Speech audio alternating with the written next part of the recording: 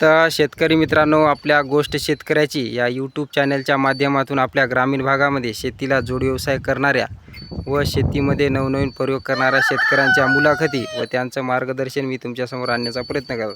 तर आपल्या चॅनलला नक्की सबस्क्राईब करा, व्हिडिओला फॉलो करा. तर तुमचं पूर्ण नाव आणि पूर्ण पत्ता सांगा. किशनराव रामराव सूर्यवंशी. बरं. तर मला सांगा, आता आपल्याकडं किती जमिनीचं क्षेत्र आहे? 18 एकर. बरं. तर आपण हे शेतीला जोड व्यवसाय म्हैस पालन कधीपासून, म्हणजे किती वर्षापासून तुमच्याकडे आला? 2022 पासून सर. बरं. तर त्यावेळेस किती होते आपल्याकडं पहिल्यांदा? 3 आणल्या होत्या. हां. 3 मधल्या 2 गाभण राहिले नाही म्हणून सर विकल्या. बरं बरं. 1 गाभण राहिली, एक ठेवून घेतली. तर बघू शकता शेतकरी मित्रांनो, ही म्हैस आहे.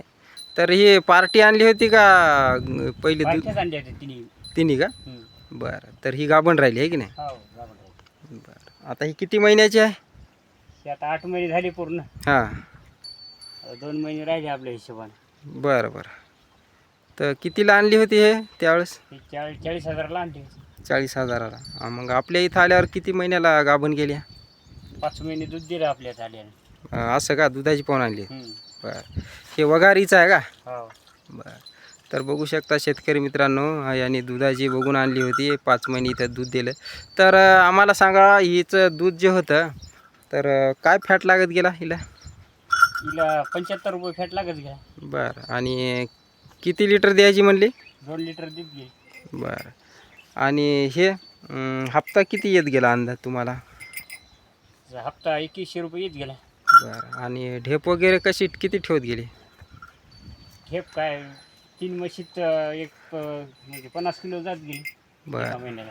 असं आहे की नाही? बरं. तर बघू शकता शेतकरी मित्रांनो, आता ही किती महिन्यात येईल समजा आपल्याकडं? 2 महिन्यात येते आता. बरं. आता ती गाय पण आपल्याकडे दिसायली, गाभण आहे का? हो, गाय गाभण. घरचीच आहे की नाही? तर ती गायचं वासरू आहे? हा, गायची 2 वासरं. बरं. तर ही गाय किती लिटर दूध देत गेली? ते 2 लिटर गाय दूध देत गेली. 2. असं का? बरं बरं.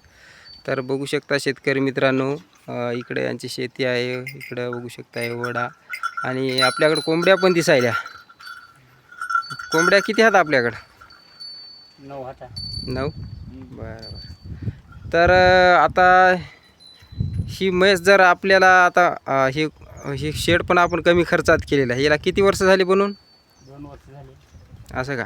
बरं. तर आपल्याला पुन्हा शेड बीड बनवायचं का? हा, शेड बनवायचं. रेती आणून ठेवली. बघा शेतकरी मित्रांनो, ही रेती इथं गीट आणून ठेवलेली आहे आणि इथं यांना शेड पण करायचं आहे. तर बघू शकता, असं कमी खर्चामध्ये दुग्ध व्यवसाय, म्हैसपालन तुम्ही करू शकता, कुक्कुटपालन पण करू शकता.